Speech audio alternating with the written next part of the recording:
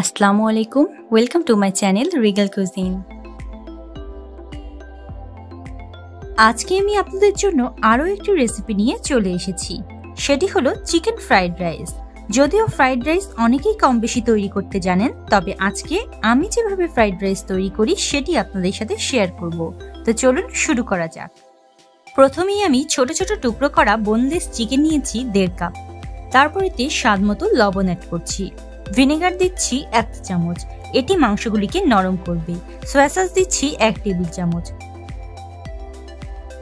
আদা বাটা দিচ্ছি 1 টেবিল চামচ।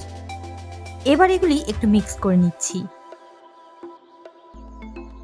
এবার এতে গোলমরিচের গুঁড়া দিচ্ছি 1/2 চা চামচ। আপনারা আপনাদের স্বাদ মতো নিতে পারেন। আবারও মিক্স করে নিচ্ছি। এবার চিকেনগুলি 20 মিনিটের জন্য ম্যারিনেট করব।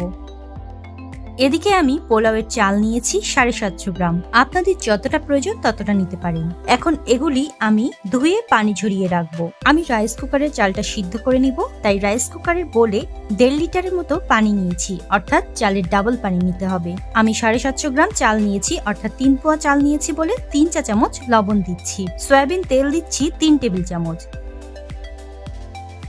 এটি দিলে রান্নার পর রাইস একটির সাথে আরেকটি লেগে যাবে না। এবার ঢাকনা দিয়ে ঢেকে পানি ফুটে ওঠা পর্যন্ত অপেক্ষা করব। কিছুক্ষণ পর পানি ফুটে উঠেছে।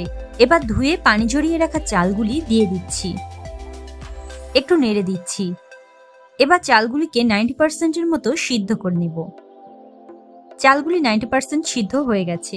এবার একটি বড় পাত্রে এগুলি ঢেলে ফ্যানের নিচে দিয়ে একদম ঠান্ডা করে নিতে হবে। তারপর একটি প্যানে তেল গরম করতে দিয়েছি। 4টি ডিম নিয়ে নিয়েছি। এবার এতে লবণ দিয়ে দিচ্ছি স্বাদ মতো।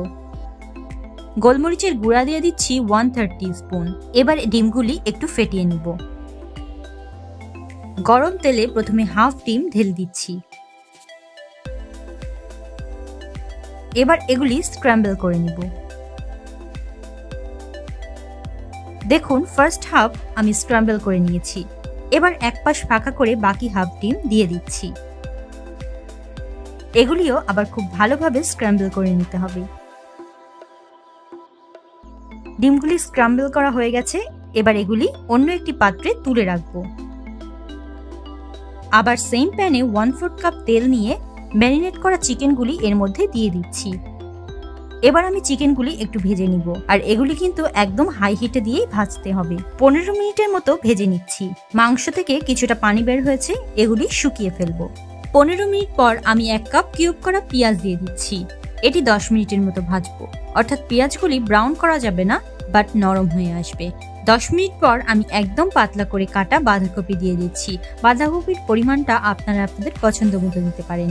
এবার এগুলি 3 থেকে 4 মিনিট ভাজবো। বেশিক্ষণ ভাজা যাবে না, কারণ এতে বাঁধাকপির থেকে পানি বের হতে পারে। এবার এর মধ্যে 1/4 কাপ ক্যাপসিকাম আর রেড বেল পেপার দিয়ে দিচ্ছি। আপনারা আপনাদের পছন্দ মতো সবজি অ্যাড করতে পারেন। এবার এতে সয়া সস দিয়ে দিচ্ছি 1 টেবিল চামচ। চুলার হিট কিন্তু এখনো হাইতেই আছে। এবার এতে টেস্টিং সল্ট দিয়ে দিচ্ছি 1/2 চা চামচ।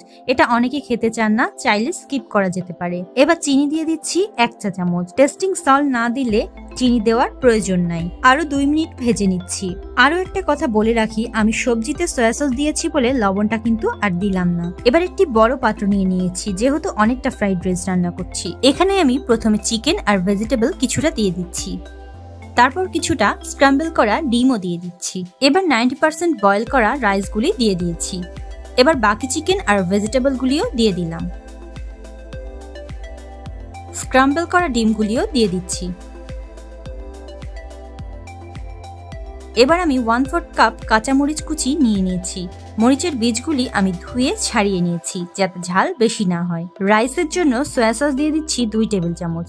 এবার এগুলিকে মিডিয়াম লো হিটে 10 মিনিটের জন্য রান্না করব। তারপর সার্ভ করে দিব। এইভাবে আপনারাও বাড়িতে ট্রাই করতে পারেন। চাইলে আরো কিছু সবজি এবং চিংড়ি মাছও অ্যাড করতে পারেন। আশা করি আমার আজকের রেসিপি আপনাদের ভালো লেগেছে। আমার আজকের রেসিপি আপনাদের কেমন লাগলো আমাকে কমেন্ট করে জানাবেন। ভালো লাগলে লাইক দিবেন ও বেশি বেশি শেয়ার করবেন। আমার চ্যানেলে নতুন হয়ে থাকলে প্লিজ আমার চ্যানেলটি সাবস্ক্রাইব করে দিবেন। ও পাশে থাকা বেল আইকনে অল ক্লিক করে রাখবেন। এতে আমি নতুন ভিডিও দিলে সবার প্রথমে আপনার কাছে নোটিফিকেশন চলে যাবে। আজকের মতো বিদায় নিচ্ছি। সবাই ভালো থাকবেন, সুস্থ থাকবেন। আল্লাহ হাফেজ।